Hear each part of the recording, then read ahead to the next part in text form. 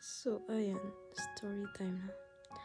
Guys, dito sa Turkey, kung matapang talaga kayo, kung malakas yung loob nyo, pwede kayo pumunta dito. Pero kung mahina yung loob mo, huwag na lang. Kasi dito, dollars ang sahod, dollars din ang pagod. Walang madali. Ako nakakapagod din. Gusto ko nang sumuko, gusto ko nang umuwi. Pero paano? Di ba? Wala pang ipon, wala pang pera. So,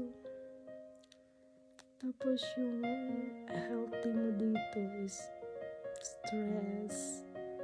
Hindi lang sa amo, sa mga bata.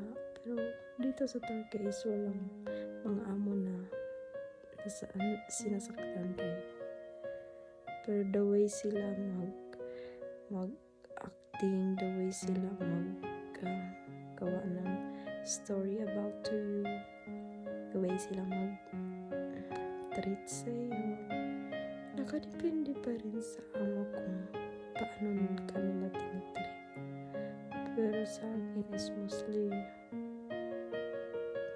hindi ko alam kung bakit nahihirapan ako dito. So, ayun, advice ko lang, kung matapang talaga kayo, pwede kayo dito. Pero pag mahina yung loob nyo, baka 1 month or 10 days lang kayo dito, uwi na kayo. So, ayan, share ko lang kung ano yung dito sa Turkey. Salamat.